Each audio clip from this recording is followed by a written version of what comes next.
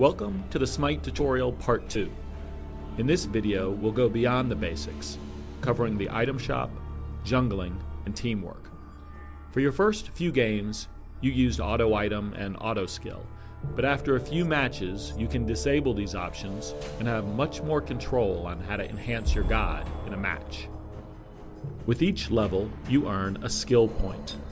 When prompted, hit K to bring up the skill menu and select the skill you wish to level up. At level 5, you can put a point into your strongest skill called your ultimate, which is always mapped to key number 4. You can also use the F1 through F4 hotkeys to level up the appropriate skill without bringing up the menu. Items are purchased with gold earned during the match. With auto item off, you now need to purchase items for yourself. You will have starting gold to spend at match start, so don't head into battle without items. You'll regret it. To purchase items, you must be located near your spawn point. Then, hit I to view the item shop. All items are passive enhancements of different statistics, such as attack damage or health. Items come in 3 levels, and typically the level 3 item includes an additional passive effect. You can easily view the items recommended for your god, or view via stat category. You carry a maximum of 6 items, and your selection and order of item acquisition is very important. By hitting the tab key, you can see the item build of your allies and enemies. Use this to counter their strengths. Here, I can see that the enemy is building heavy physical damage, and so I counter by selecting more defense against physical. Abilities are a special type of item that are user activated and have a long cooldown. For example, Sprint allows me to run quickly for a few seconds. Meditation heals my mana. You can carry 3 abilities total. Consumables are one-time use items. You can stack multiple consumables of the same type, but must use all of them before purchasing a different type. Here, I purchase multiple health potions. A final way to enhance your god is to jungle. The area between the defined lanes is the jungle, and it's filled with mythological creatures. Jungling is the act of killing those neutral creatures, which earns you additional XP and stat buffs. There are a number of camp areas that give you a stat buff. Blue, a mana regen. Orange, run speed. Red, damage boost. Yellow, protection. White, cooldown reduction. And green, health regen. There are also 2 much stronger camps. The Fury, which gives extra gold to your entire team, and the Fire Giant, which gives a very large stat buff to the entire team.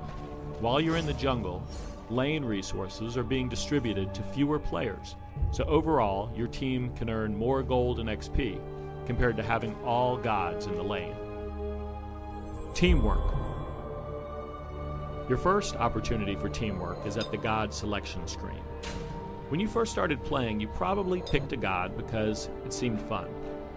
Now you can think about filling different roles on your team. Gods can be characterized a few different ways, but one simple way to think about gameplay roles is mages.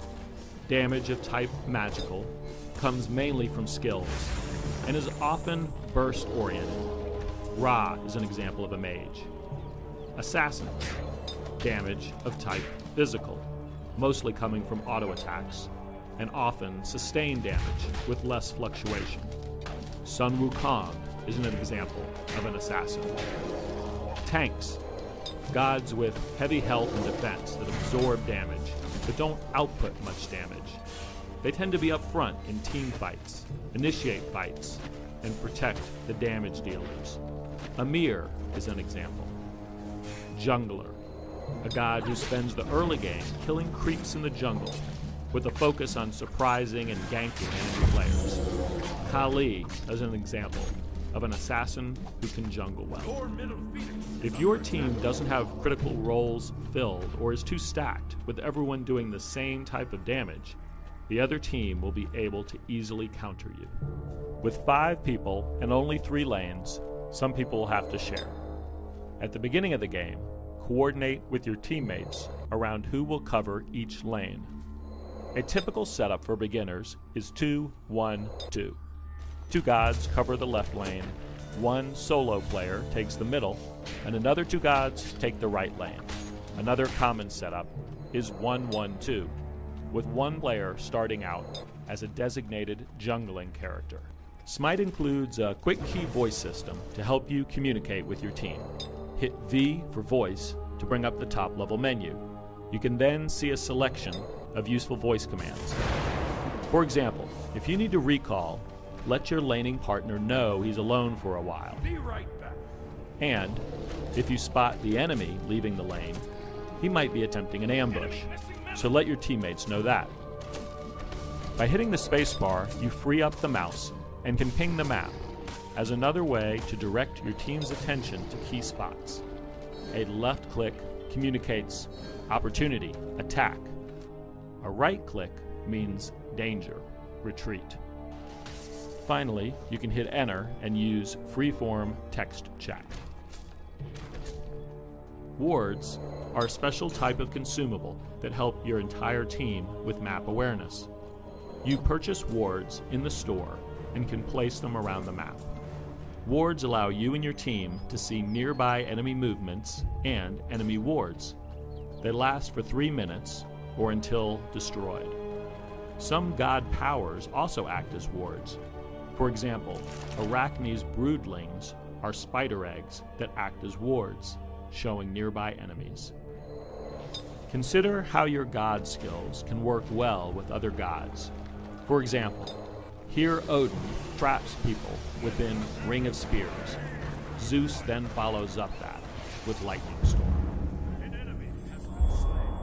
When the game first begins, you should generally stay in your assigned lane, either solo or with one other teammate. You focus on gaining gold and experience through killing minions, but stay defensive because those minions are strong compared to you. Try to harass the enemy player to prevent them from farming. As a new player, you should start with survivability items so you can stay in the lane and collect maximum gold and XP. If you last hit the minion, you do get a slight gold bonus. Call out MIA if your enemy goes missing. Ganking is killing an opponent when they least expect it. This phase often starts after a player has unlocked 1 or 2 ranks of their ultimate, or after an outer tower has been taken, because it's now more dangerous to push farther into enemy territory. Lane assignments start to break down. Players form small groups of 2 or more to pick off vulnerable enemies. To gank, look for enemies who are overextended, or don't have an escape move, or have low health, or go with a teammate who can slow or stun them. The best way to defend against a gank is to watch that minimap. If you don't see enemies on the minimap, they're probably coming to get you. Stay with your team because great battles will start to develop with many players on each side. These are called team fights, and your goal is to fight as a coordinated unit. Tanks absorb damage and initiate fights. High damage dealers target the enemy priority targets and take them out. A mistake in this phase will cost you a defensive structure and possibly the game. Toward the end of the game, you'll see large team fights to destroy phoenixes. Players may also sneak out to take down that fire giant. You do not want to be farming minions at this point. Stay together. Take out at least 1 phoenix, and then take down the Minotaur. GG.